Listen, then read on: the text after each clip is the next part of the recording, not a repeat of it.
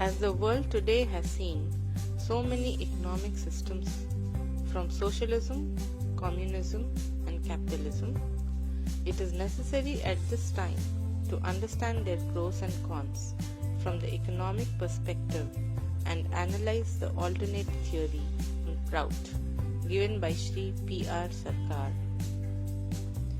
Marx had strong feelings for suffering humanity, and out of compulsion to do something, he wrote his theory. However, his theory was not practical. The books Marx reflected his concern for the downtrodden humanity and even convinced many people. Leaders like Lenin and Mao took up the task of materializing his ideas in society. They were not bad people, but as they tried to materialize the theory of Marx, they encountered many practical difficulties. Realizing that the theory was defective, they became frustrated and started committing many atrocities. Stalin was a demon who killed millions of people. In communist system, the central authority dictates the means and quantity of production and places strict rules on businesses. Since there is no competition among firms, each is given the same amount of money and each worker is paid the same, with the same expectations of each. All businesses are ultimately owned by the government. Population tends to be treated homogeneously, means that the common goal or sets of rules will not apply to different segments of population and community. Without a price mechanism, supply and demand are difficult to balance perfectly over time. When the object is subtle, the mind becomes subtle, and when the psychic structure becomes subtle, the thinking power is developed and higher ideas are created. If one meditates on materialistic ideas, the mind will become crude and materialistic. The very theory of communism makes the mind crude. Communism is unable to provide the proper environment for the creation of a strong, solid psychic and intellectual structure. In the name of this defective theory, one of the leaders of the Soviet Union killed more than 5 lakh people and sent many more to labor camps in Siberia. Among all the anti-human and homicidal theories that have been created in this world, communism is the most barbarous. Countries which have both laborious and intellectually developed citizens have never accepted communism. The cooperative movement first started in England, and the spirit of the cooperation is reflected in many aspects of British society. Consequently, Marxism has not been able to get a foothold in Britain. Japan is surrounded by communist countries like the Soviet Union, North Korea, and China, but it did not accept communism. The citizens of the country as well as some other countries are both laborious and intellectually developed, hence they have rejected Marxism. Previously in India, some meritorious students accepted Marxism as the best theory out of the bad lot, but they did not embrace it as their ideology of life. Now the cream of the university students are not attracted towards Marxism because Marxism is a symbol of intellectual hollowness. In communist countries, the party leaders used all their strength and every possible approach, force of arms, terror, and control over freedom of speech to keep the people oppressed. But today, the conscience of the party leaders has revolted against these methods. This was the reason why the student movement in China was not suppressed for a long time. Defects of capitalism: inequality, unequal distribution of wealth. The benefits of capitalism are rarely equitable and distributed. Wealth tends to accrue to a small percentage of the population. This means that the demand for luxury goods is often limited to a small percentage of the workforce. The nature of capitalism can cause this inequality to keep increasing. Financial instability, economic cycle. Capitalism relies on financial markets, shares, bonds, and money markets. But financial markets have a tendency to cause booms and busts. But this boom can quickly turn into a crash when market sentiment changes. These market crashes can cause economic slowdown, recession, and unemployment. At various times, capitalism has suffered prolonged recessions. In the 1930s, the period of mass unemployment and a decline in the living standards. Monopoly power. In a free market, successful firms can gain monopoly power. Supporters of capitalism argue that only capitalism enables economic freedom, but the freedom of a monopoly can be abused and the consumers lose out because they have no choice. How was capitalism created? Intelligent people collect more capital than others in the form of consumable goods. But since this capital cannot be stored for a long time, they begin to keep it in the form of money. Such people are called capitalists. Human beings have unquenchable, infinite physical longings, and out of these physical longings, capitalism came into existence. Capitalists toil day and night for money. This may be a natural desire, but physical objectivity is finite. Hence, the infinite desire to accumulate finite physical objects is a psychic ailment. To accumulate massive wealth, they reduce others to skin and bones, not by hunger, and force them to die of starvation. To dazzle people with the glamour of their garments, they compel others to wear rags, and to increase their own vital strength, they suck dry the vital juice of others. Though they may have a developed intellect or a desire to do good, they never forget that their primary aim is to make money. They worship whichever gods make them rich. After earning tens of millions of rupees by cheating people with their business acumen, they use a small part of their profit to construct temples or dharmashalas because they believe that this will absolve them of their sins. Economic dynamics. Each and every movement in this universe is systaltic. Nothing ever moves in a straight line. Due to this systaltic motion, internal clash and cohesion takes place. The ups and downs of socio-economic life in different phases of social order are sure to take place due to this systaltic principle. When the period of pause is long, society goes through a phase of extended staticity, and it may lose all its dynamic movement or even cease to exist. If there is a lack of dynamic force in the phase of pause, then the stage of dynamicity may not come in the subsequent phase. The downfall of both capitalism and communism is inevitable due to their inherent staticity. Both capitalism and communism are on the verge of extinction from the world. The external and internal spheres of capitalism have ordinary acceleration, but there is a contradiction between its internal and external spheres. The contradictions in capitalism are due to the self-centered, profit-motivated psychology and the accumulation of wealth for the benefit of a few rather than the welfare of all.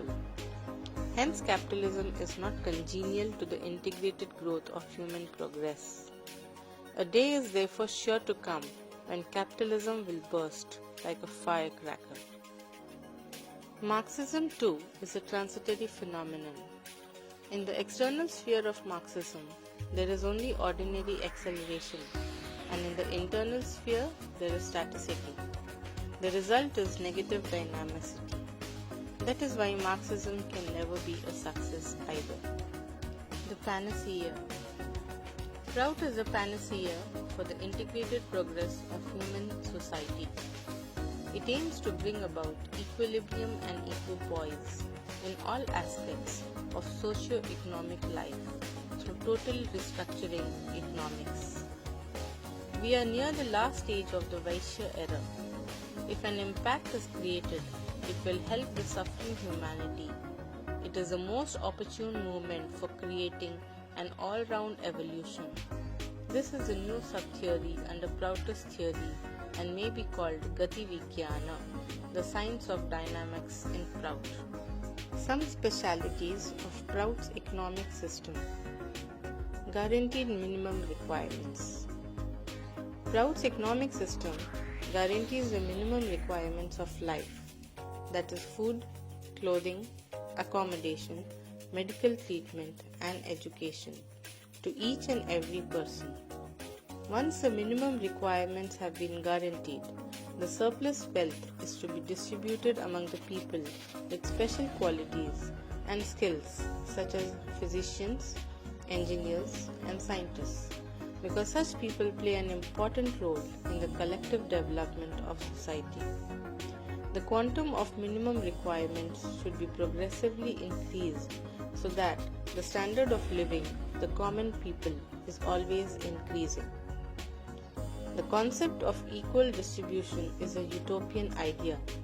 It is merely a clever slogan to deceive simple, unwary people. PROUT rejects this concept and advocates the maximum utilization and rational distribution of resources. This will provide incentives to increase production.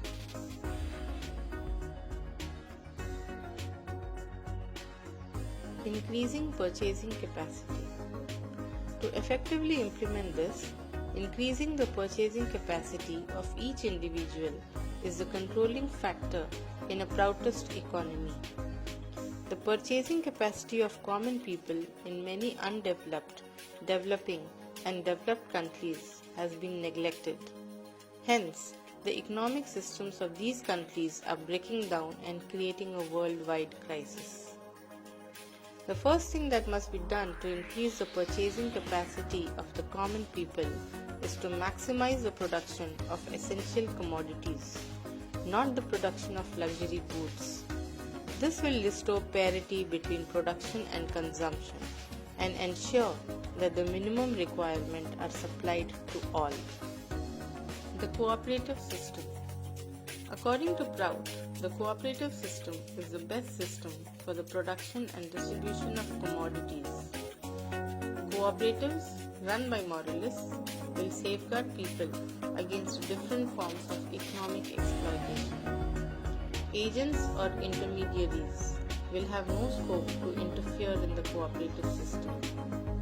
Cooperatives develop in a community which has an integrated economic environment, common economic needs, and a ready market for its cooperatively produced goods. All these factors must be present for cooperatives to evolve. Properly managed cooperatives are free from the defects of individual ownership. Production can be increased as required in cooperatives due to their scientific nature. For their success, cooperative enterprises depend on morality, strong administration, and the wholehearted acceptance of the cooperative system by the people. Wherever these three factors are evident, in whatever possible measure, cooperatives will achieve proportionate success. The latest technology should be used in the cooperative system, both in production and distribution. Appropriate modernization will lead to increased production. Cooperatives managers will be elected from among those who have shares in the cooperatives. Members of agricultural cooperatives will get dividends in two ways: according to the land they donated to the cooperative and according to the amount of their productive manual or intellectual labor. To pay this dividend initially, the total produce should be divided on a 50-50 basis. 50% should be distributed as wages and 50% should be paid to the shareholders in proportion to the land they donated. Local people should get first preference in participating in cooperative enterprises. Developmental planning should be adopted to bring about equitable development in all regions instead of just some particular regions. Local wealth and other resources and potentialities should be utilized in this development plan. Industrial development. PROUT divides the industrial structure into three parts: key industries, managed by the immediate or the local government, cooperatives, and private enterprises. This system will eliminate confusion regarding whether or not a particular industry should be managed privately or by the government, and will adopt duplication between the government and the private enterprises. In many undeveloped and developing countries of the world, there is an excessive population pressure on agriculture. It is improper if more than 45% of the population is employed in agriculture. In villages and small towns, a large number of agro-industries and agrico-industries should be developed to create new opportunities for employment. In addition, agriculture should be given the same status as industry so that agricultural workers will understand the importance and value of their labor. According to the wages policy of PROUT, wages need not be accepted only in the form of money. They may be accepted in the form of essential goods or even services. It is advisable to gradually increase this component of wages in adjustment with the monetary component of wages. PROUT supports maximum modernization in industry and agriculture by introducing the most appropriate scientific technology. Yet modernization and rationalization should not lead to increased unemployment. In PROUT's collective economic system, full employment will be maintained by progressively reducing work hours as the introduction to appropriate scientific technology increases production. This is not possible in capitalism. Decentralization. PROUT advocates a new and unique approach to decentralization based on the formation of socio-economic units throughout the world. Socio-economic units should be formed on the basis of factors such as common economic problems, uniform economic potentialities, ethnic similarities, common geographical features, and people's sentimental legacy, which arises of common socio-cultural ties like language and cultural expression. Each socio-economic unit will be completely free to chalk out its own economic plan and the methods of its implementation. With each socio-economic unit, there will be decentralized planning, which is called block-level planning. In PROUT, block-level planning boards will be the lowest level planning bodies. One political unit, such as a federal or a unitary state, may contain a number of socio-economic units. These units must be guaranteed full freedom to achieve economic self-sufficiency through the implementation of their own economic planning and policies. Their individual socio-economic interests with the collective socio-economic interests, the outflow of economic wealth from a region will cease and exploitation will be completely rooted out. The right of full employment for all local people will be guaranteed, and the employment of local people will take precedence over non-local people. Where there is no proper economic development, surplus labor develops. In fact, all underdeveloped economic regions suffer from surplus labor, and when the surplus labor migrates to other regions, the region remains undeveloped forever. In areas of surplus labor, provision should be made to immediately employ the local people. While providing employment to local people, local sentiments should also be given consideration.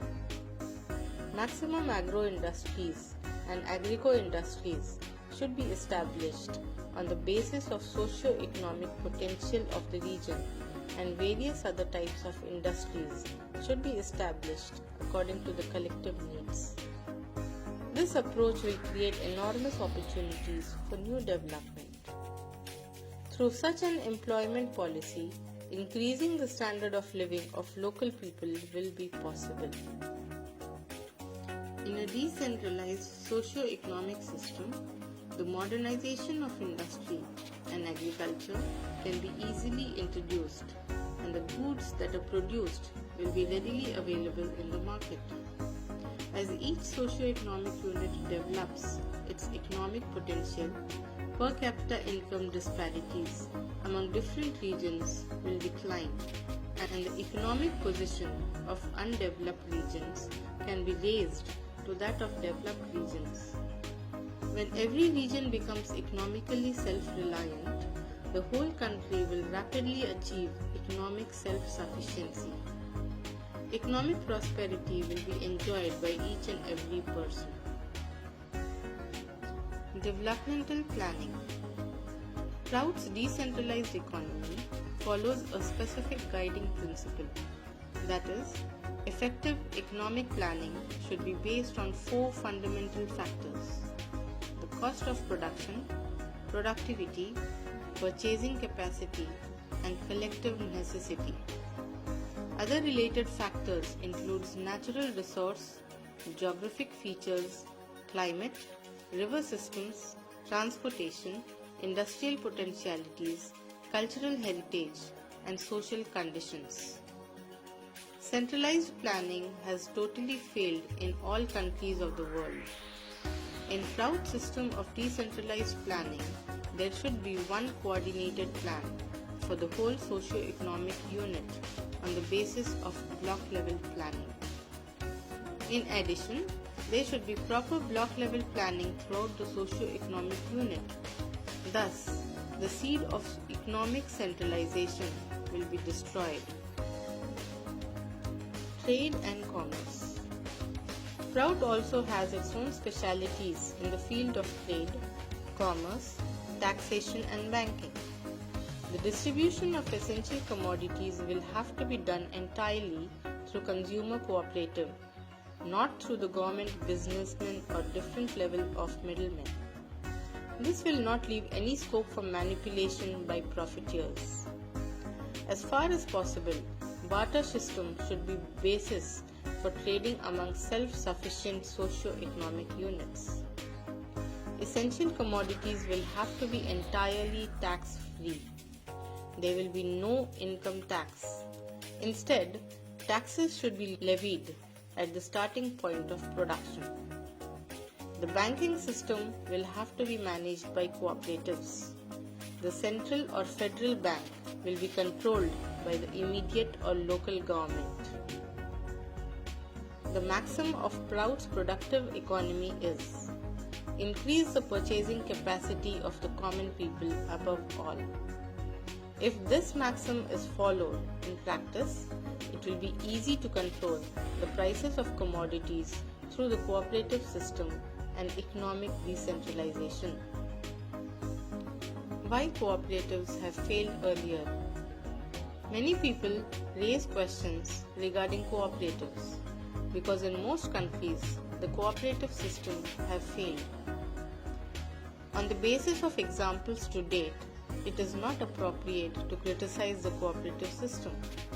This is because most countries could not evolve the indispensable conditions necessary for the success of the cooperative system.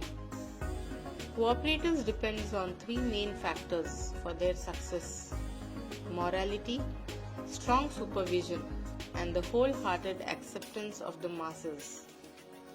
Whenever these 3 factors have been evident in whatever measure, cooperatives have achieved proportionate success. Take the case of Israel. Because the country is surrounded by enemies on all sides, the people are extremely aware of the need to be self-reliant. People want wholeheartedly to consolidate the national economy.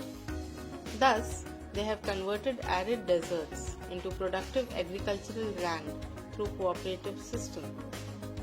As this kind of mentality was never created in India, India is a classic example of the failure of the cooperative system. Indian cooperatives were not created for economic development but for the fulfillment of political interests. Under such circumstances, it was impossible for cooperative systems to succeed. In capitalism, production is for profit. The amount of bonus is usually fixed. The actual profit is hidden from the workers and it goes directly to the owner. So workers do not get any incentive to work harder and better. In communism, production is for the state. Workers do not feel oneness with the job, so there is little incentive to work. In PROUT, production is for consumption. Our industrial system will be based on consumption. Profit will be minimized, so capitalists will not get the scope to exploit the workers. There will also be rational distribution of wealth.